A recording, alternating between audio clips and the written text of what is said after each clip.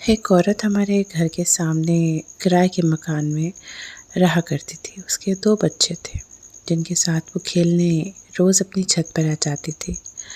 میں بھی روز اپنی چھت پہ چلا جاتا تھا اسے دیکھنے کے لیے۔ میں اس کو اشارہ کرتا مگر وہ اگنور کر دیتی۔ اس بات کو 6 مہینے گزر گئے مگر وہ میری طرف دیکھتی تک نہ تھی۔ تب وہ مجھ سے کافی زیادہ بڑی تھی۔ میں 18 سال کا تھا، اس لیے وہ شاید مجھے بچہ سمجھ کر اگنور کر دیتی تھی۔ پھر ایک دن مجھے بخار ہوا، میں چھت پر نہیں جا سکا، تو وہ عورت میری عیادت کے لیے میرے گھر چلی آئی اور میرا حال چال پوچھ کر واپس اپنے گھر چلی گئی۔ اس کا میری عیادت کو آنا میرے لیے اس بات کا اشارہ تھا کہ اس کے دل میں بھی میرے لیے احساس ہے۔ پھر جب اگلی شام میں چھت پر گیا تو وہ اشاروں میں میرا حال چال پوچھنے لگی۔ میں نے اس اشارے سے بتایا کہ میں ٹھیک ہوں تو مسکرانے لگی۔ 2 دن بعد ایک پرچی پر میں نے اپنا نمبر لکھ کر اس کی چھت پر پھینکا۔ پھر اس نے مجھے فون کیا تو میں نے اپنی محبت کا اظہار کر دیا اور پوچھا کہ کیا وہ مجھ سے شادی کرے گی۔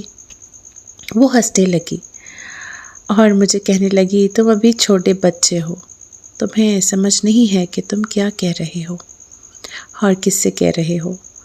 وہ کہنے لگی کہ طلاق شدہ عورت سے کوئی شادی نہیں کرتا اور میں طلاق شدہ ہونے کے ساتھ ساتھ 2 بچوں کی ماں بھی ہوں۔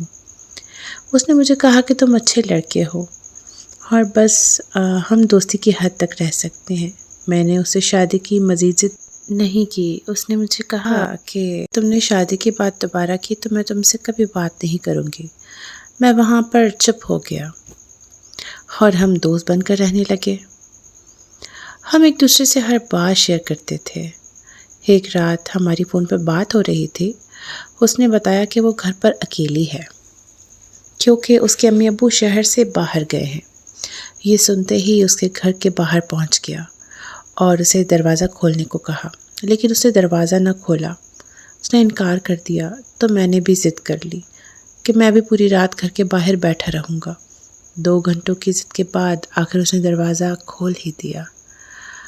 لیکن آج مجھے اپنی اس ضد پر بہت زیادہ پچھتاوا ہوتا ہے کہ کاش میں نے اس دن اپنی ضد نہ کی ہوتی، اس کی بات مان لی ہوتی تو آج وہ زندہ ہوتی۔ اس کے دروازہ کھولتے ہی میں اندر چلا گیا۔ وہ بہت پریشان اور گھبرائی ہوئی لگ رہی تھی کیونکہ اسے یہ خوف تھا کہ اگر کسی کو پتہ چل گیا تو اس کی عزت خاک میں مل جائے گی، اور پھر اس کا ڈر سچ ثابت ہو گیا۔ مجھے کسی نے اس کے گھر داخل ہوتے ہوئے دیکھ لیا تھا اور اس شخص نے پورے محلے میں مسئلہ کھڑا کر دیا۔ سارے محلے والے اکٹھا ہو کر اس کے گھر کے باہر آ گئے۔ میں چھپ گیا لیکن انہوں نے مجھے ڈھونڈ لیا۔ میرے گھر والے بھی محلے والوں کے ساتھ موجود تھے۔ وہ مجھے گھر لے گئے اور میرے ابو امی نے مجھے بہت مارا، لیکن میں نے اپنے گھر والوں سے صاف کہہ دیا کہ میں نے اس عورت سے شادی کرنی ہے ورنہ میں زہر کھا لوں گا اور مر جاؤں گا۔